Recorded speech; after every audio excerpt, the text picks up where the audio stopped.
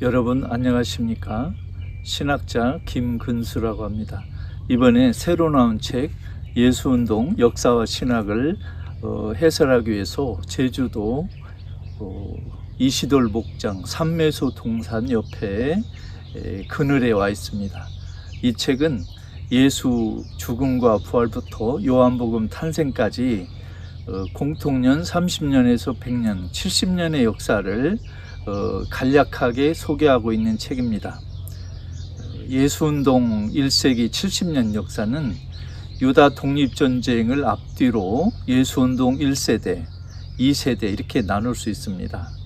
1세대는 바울, 베드로, 야고보, 예루살렘 공동체, 안티옥 공동체, 예루살렘 사도회의, 바울의 선교 여행을 다루고, 그 다음에 66년에서 70년은 유다 독립전쟁을 다루고, 그 다음에 예수운동 2세대인 내복음서 출현의 역사와 신학을 다루고 있습니다. 이 책은 초대교회, 즉 예수운동의 역사와 신학을 알아서 성도 신도에게 설교를 준비하는 목사 신부님들께 유익할 수 있고, 또 바울 편지와 복음서를 이해하고 싶은 성도 신도에게 도움이 될 수 있습니다. 이 책은 정말로 학문적으로 썼기 때문에 아주 추리소설을 읽듯이 흥미진진할 수 있습니다. 여러분에게 이 책을 겸손되이 그러나 자신 있게 권하고 싶습니다. 감사합니다. 여러분 잘 지내고 계시죠? 오늘은 6월 13일 목요일 헤로데 왕의 아기 학살이라는 단락을 설명하겠습니다. 아기 예수는 당신 백성을, 즉 이스라엘 백성과 우리 모든 인류를 죄에서 구원할 사명을 완수하기 위해서 당신 목숨을 스스로 바치는데, 자기 자신을 위해서 남의 목숨을 빼앗는 헤로데 같은 독재자도 세상에 있다, 이런 대조적인 모습이 나옵니다. 헤로데는 동방이라면 그 당시에는 이제 오늘날 아라비아 지방 또는 로마 제국이 아닌 쪽을 보통 가리켰습니다. 에서 온 점성술사, 우리 동방 박사라고 번역도 하고 여러 가지 얘기하는데, 그 당시에는 자연과학자에다가 또는 또 철학자에다가 또 여러 가지 그 지혜로운 분들을 그냥 가리키는 단어였습니다. 그분들은 정치 참모 역할도 했고요. 그런데 하여튼 이 동방 박사, 동방 점성술사를 왜 마태복음 저자가 끌어들였느냐?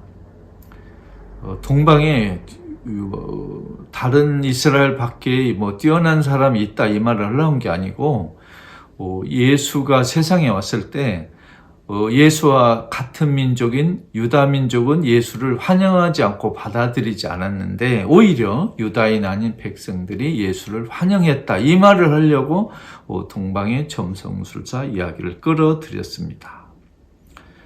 헤로데는 예수를 죽일 기회를 놓쳐서 다시 한번 화가 났고 격노했습니다. 요새 윤석열 대통령이 버르장머리 없이 격노한다는 말을 자꾸 쓰죠. 싸가지 없는 그런 사람입니다.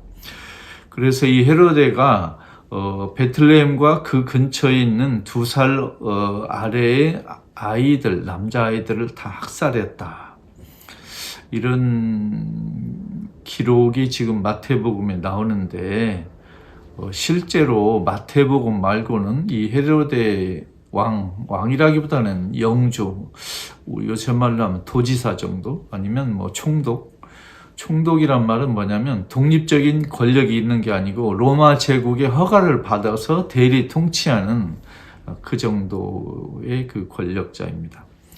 그 헤로데 왕 또는 영주가 정말로 2살 이하의 남자아이들을 학살했다는 기록은 마태복음 이에는 찾을 수 없습니다. 그러니까 사실이 아닌 걸로 저희 성사학자들은 생각합니다. 그러면 대체 마태복음 저자가 이 얘기를 왜 꺼냈을까? 실제로 유다 역사가인 요세푸스가 쓴 책에 보면 이 헤로데 왕이 자기 친아들 둘을 이렇게 살해한다는 기록이 나옵니다. 그러니까 그 당시 헤로데 왕이 그 당시 사람들, 특히 유다인들에게 아주 악독한, 나쁜, 아주 박정희나 이승만 같이 아주 포악한 그런 사람들도 널리 알려진 그 소문, 여론을 반영해서 이렇게 헤로데가 우리 예수를 죽이려고 하지 않았느냐, 이런 어떤 그 배경을 창작한 것 같습니다. 그러니까 헤로데가 아기들을 학살했다는 말은 역사적 사실이라기보다는 전설 또는 소문 또는 여론에 근거했다고 이렇게 보여집니다. 거기에 보면 뭐 이렇게 그 예레미야서 21장 15절을 인용해서 자녀를 잃고 슬퍼하고 애통하는 그런 이야기들이 나오긴 합니다. 근데 여기서 사실 우리에게 문제는 헤로데가 어린아이들을 학살해가지고 그 예레미야서에 나오는 예언서가 그 이야기가 성취되었다, 실제로 실현되었다, 이런 거에서 우리 당황할 수 있습니다. 왜냐하면 이 번역이 정말 중요한데요. 마태복음 2장 17절에 그리스말로 또때라는 말은 뭐 하기 위해서라기보다는 그때 이렇게 번역하는 게 좋습니다. 이 말은 조금 이해하기 어려울 수도 있는데요. 이게 왜 이렇게 말하냐면 이걸 잘못 해석하면 예레미야서의 예언이 이루어지기 위해서 2살 이하의 남자아이들이 학살당할 필요가 있었다라고 오해할 수 있기 때문에 그렇습니다. 그렇게 하면 어떤 일이 벌어지냐? 예언서가 이루어지기 위해서 어린아이들의 학살이 필요했고, 그러면 하나님이 어린아이들이 학살당한 게 내버려 뒀거나 계획했다는 말이냐, 이렇게 오해할 수 있습니다. 하나님은 2살 이하의 아이들이 학살당할 계획을 세운 일도 없고 원한 것도 아닙니다.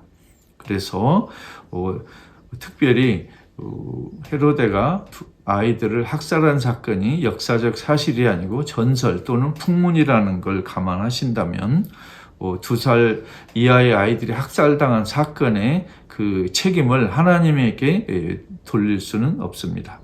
여기서 이런 질문이 당연히 나올 수 있습니다. 아기 예수를 살리기 위해서 본의 아니게 2살 이하의 남자아이들이 학살당한 걸 왜 하느님이 내버려 뒀을까? 이런 의문이 당연히 나오죠. 이걸 신학에서는 자비로운 하느님이 계신데 왜 이렇게 그 억울한 죽음이 나오는가? 오늘날 팔레스타인 사람들을 이스라엘 사람들이 괴롭히고 죽이는데 그 하나님을 믿는다는 이스라엘이 어찌 저럴 수 있을까? 이런 의문이 당연히 나오듯이 말입니다. 그러나 여기에서 마태복음 저자는 자비로운 하나님과 억울한 죽음의 문제를 여기서 본격적으로 다루는 건 아니고 헤로데가 참 악한 사람이었다. 그렇게 악한 사람의 억압에 예수가 굉장히 힘들었다. 큰일 날 뻔했다.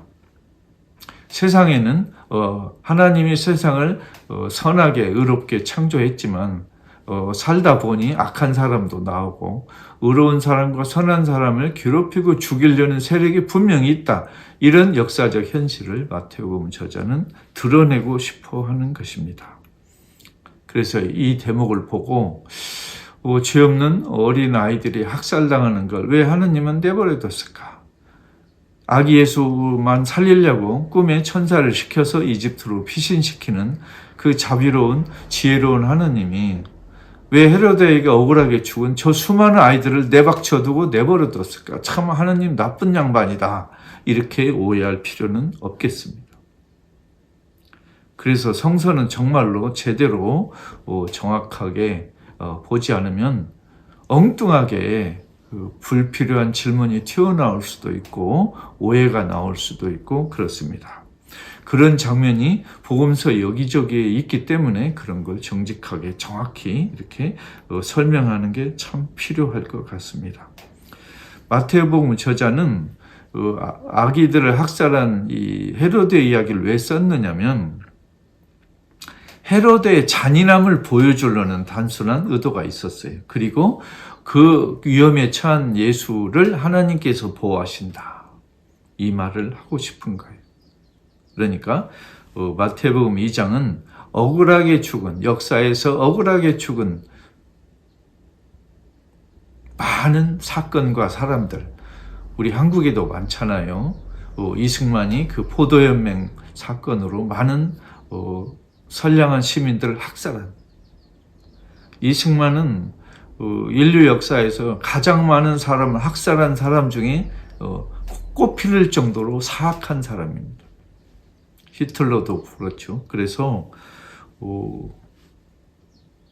역사에서 억울하게 죄 없이 영문도 모르고 죽은 많은 사람들의 문제를 마태복음 저자가 여기서 본격적으로 다루는 건 아니고 헤로데의 사악함, 즉 예수를 반대하고 억압하는 그런 개인과 사람이 분명히 있다는 걸 말하고자 하는 것입니다. 그럼 오늘날에도 예수 뜻을 충분히 전하고 전달하는 사람을 괴롭히고 방해하는 개인과 세력이 분명히 있고 그 사람들이 그리스도 안에도 있고 밖에도 있다. 그런 사실을 우리가 이런 단락을 통해서 배울 수 있겠습니다. 그러니까 예수를 죽이고 괴롭히려는 사람들이 당시에 분명히 있었다. 그런 고통 속에서 예수가 살았다. 그러나 예수는 그런 사람들의 유혹과 억압에 굴복하거나 변절하지 않았다. 이런 것을 우리가 성서에서 배울 수 있겠습니다.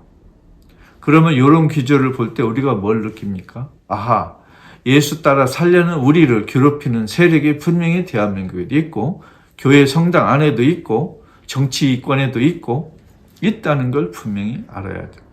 그러면 우리는 어떻게 해야 되느냐? 그들의 억압과 박해에 굴복해야 되느냐? 변절해야 되느냐? 그게 아니라는 것을 오늘 이 단락을 통해서 알 수 있습니다. 존경하는 여러분, 제가 설명을 제대로 했는지 모르겠습니다. 성서 저자들은 그 당시 상황에 비추어서 분명히 어떤 메시지를 주려고 썼습니다. 그 메시지를 정확하게, 정직하게 알아내는 것이 오늘날 성서 공부를 하는 우리들의 권리이자 의무인 것 같습니다. 여러분, 성서를 제대로 알면 우리 개인의 삶, 우리 민족의 삶, 우리 시대를 살아가는 사람들의 고통과 아픔을 보는 내 눈과 활동이, 내 삶이 많이 바꿔질 수 있습니다. 여러분, 이 방송을 시차를 두고 여러 번 보시면 조금 더 가깝게 다가설 수 있습니다. 쉽지 않은 성서 공부, 또 정서적으로 받아들이기 어려울 수도 있는 성서 공부를 끈질기게 애청해 주시는, 시청해 주시는 여러분에게 그 인내, 그 너그러움, 그 고뇌를 저도 함께 하겠습니다. 여러분 감사합니다.